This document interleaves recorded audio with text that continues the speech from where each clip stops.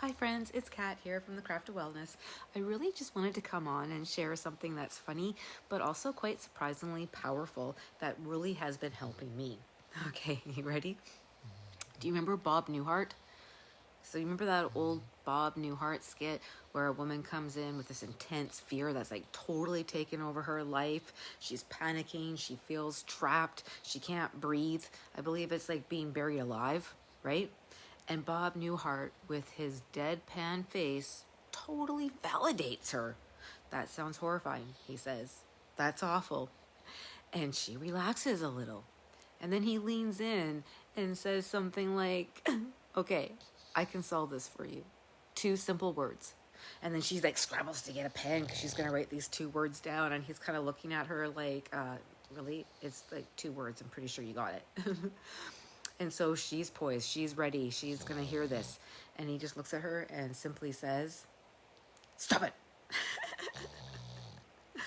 And she's like shocked. And she's like, what? Just stop it.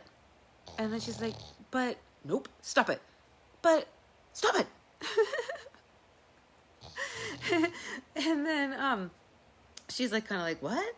Okay, so I know you can see like the nerd in me here because I think it's hilarious. I think it's funny. And you know what? I relate on so many levels because believe me, there are times I could wish, oh boy, I wish I could just say to people who are stuck in those loops that are hurting them in that victimhood, and you can see it and they can't, and I just want to say, stop it, just stop it. But I don't. I can't say that to a client. I would say it to a friend though, but that's not how trauma-informed care really works, right? Unless you happen to know other things. But for me, in my own head, this is absolute gold. So whenever my brain starts spiraling, old stories, victim-y loops, anxious thoughts, I don't even have anxious thoughts, really. It's other people's shit. I know it's really weird, but we're not going to go into that right now. But when I catch it happening, I just hear Bob Newhart's voice. Stop it! Stop it! Stop it! Just stop it! And it snaps me out of this autopilot, stuck in survival brain, subconscious, right? 3D consciousness kind of idea. Gets me right out of that.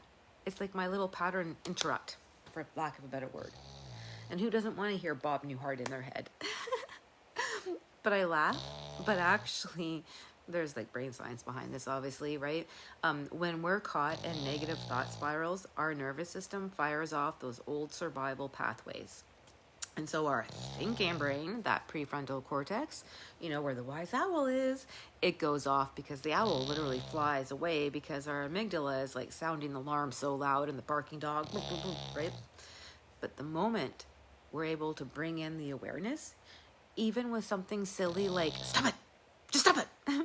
We're shifting from unconscious reaction to conscious choice. Just that stop it in Bob Newhart's voice allows me the moment I need to get back connected into 5D consciousness and living there. And that's awareness, presence, and choice, because now I can choose not to think that thought anymore.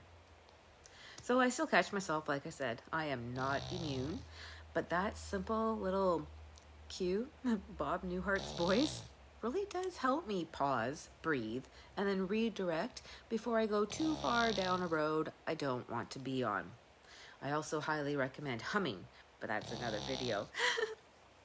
Oh, and please, don't be thinking that I'm telling you to go yell "stop it" at your loved ones. However, it'd be really funny if you did it the way Bob Newhart did it and they knew reference. But, what I'm trying to say is just maybe try it gently with yourself. Next time you catch a thought spiral, just picture Bob Newhart's face and hear him say, stop it, just stop it. Then take a deep breath. I like the hand on my heart because it really seems to help connect me. And that one pause just might be enough to change and shift you right out of that lower consciousness state. Because sometimes the simplest tools are the ones that work. Right? Anyway, that is my little thought for whatever day I'm going to post this. I don't know, but I just wanted to share that because that really helped me shift out of the 3D survival brain that I was stuck in. And in case you're wondering, yes, Sir Isaac Newton, right there in my lap, as per the norm. My little co-pilot sidekick. There he is. Have a great day.